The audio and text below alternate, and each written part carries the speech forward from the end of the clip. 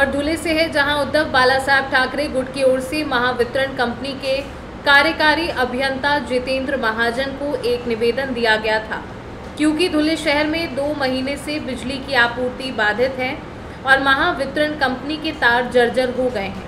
आम जनता गर्मी से त्राहिमाम कर रही है। महावितरण कंपनी द्वारा जनता को बढ़ा हुआ बिजली बिल दिया जा रहा है। याचिकाकर्ता उद्धव बालासाहब ठाकरे गुट ने निवेदन दिया है कि बिजली आपूर्ति में बाधा डाल रहे पेड़ों की शाखाओं को काटा जाए और उचित उपाय किया जाए। याचिकाकर्ता उद्धव बालासाहब ठाकरे गुट ने चेतावनी दी है कि अगर 7 दिनों के भीतर कार्यवाही नहीं की गई तो शिवसेना उद्धव बालासाहब ठाकरे गुट आंदोलन शुरू करेगा।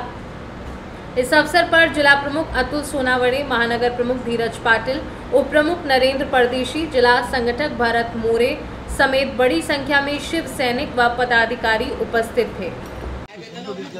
धुळे शहरामध्ये सातत्याने गेल्या 2 महिन्यापासून जो वीज पुरवठा खंडित होतोय त्याच्या संदर्भामध्ये आज शिवसेनेच्या माध्यमातून एक निवेदन घेऊन आम्ही अधीक्षक अभियंता महाजन साहेब यांची या ठिकाणी भेट घेतली आणि ज्या उपाययोजना या महाराष्ट्र राज्य विद्युत वितरण कंपनीने या ठिकाणी करायला हव्यात त्या उपाययोजनांच्या संदर्भामध्ये त्यांच्याशी आम्ही त्या ठिकाणी चर्चा केलेली आहे। महत्त्वाचं गोष्ट म्हणजे की प्रिव्हेंटिव्ह मेंटेनन्स जो वीज मंडळाकडून त्या ठिकाणी केला गेला पाहिजे होता पावसाळ्याच्या पार्श्वभूमीवरती, तो त्यांनी यावर्षी केला नाही।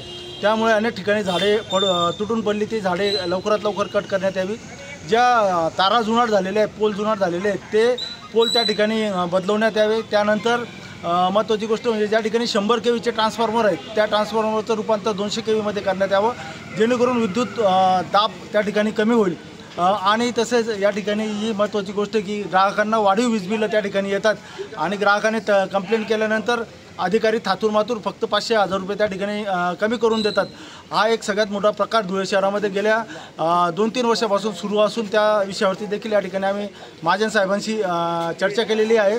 लवकरात लवकर आम्ही केलेल्या सर्व उपस्थित केलेल्या सर्व प्रश्नांना तसेच आम्ही सुचवलेल्या उपाययोजनांवरती ते त्या ठिकाणी काम करणार आहेत। आणि या ठिकाणी महत्त्वाची गोष्ट म्हणजे की यापुढे धुळे शहरातील सर्वच्या सर्व जे नागरिक आहेत त्या नागरिकांना आम्ही आवाहन करतोय की शिवसेनेच्या माध्यमातून महाराष्ट्र राज्य विद्युत मंडळाचे टोल फ्री क्रमांक जे आहेत त्या टोल फ्री क्रमांकावरती यापुढे धुळेकरांनी त्यांची तक्रार त्या ठिकाणी नोंदवायची आहे। कारण होतं काय की आपण तक्रार नोंदवल्यानंतर त्या ठिकाणी मोबाईल फोन त्यांच्या अधिकाऱ्यांकडून उचलले जात नाहीत। अशा प्रकारच्या बऱ्याचशा कंप्लेंट त्या ठिकाणी होतात। टोल फ्री क्रमांक हा डायरेक्ट त्यांच्या मुंबई ऑफिसशी निगडीत आहे। त्या क्रमांकावरती फोन केल्यानंतर या ठिकाणी खालच्या अधिकाऱ्यापर्यंत त्यांना उत्तरं द्यावं लागणार आहेत। त्यामुळे सर्व धुळेकरांनी आपली कंप्लेंट याच्यापुढे टोल फ्री क्रमांकावरती त्या ठिकाणी टाकावी असं देखील आवाहन या ठिकाणी आम्ही करतो आहोत। आणि 7 दिवसानंतर आम्ही सांगितलेल्या उपाययोजना आणि त्या समस्यांवरती परत एकदा आम्ही 7 दिवसानंतर महाजन साहेबांची या ठिकाणी भेट घेणार आहोत आणि येणाऱ्या कालावधीमध्ये महिनाभरामध्ये संपूर्ण धुळे शहराचा वीज पुरवठा हा सुरळीत कसा होईल याच्याकरता आम्ही देखील शिवसेनेच्या माध्यमातून त्यांना सहकार्य करणार आहोत। धुले से सी न्यूज़ संवाददाता नीलेश परदेशी की रिपोर्ट।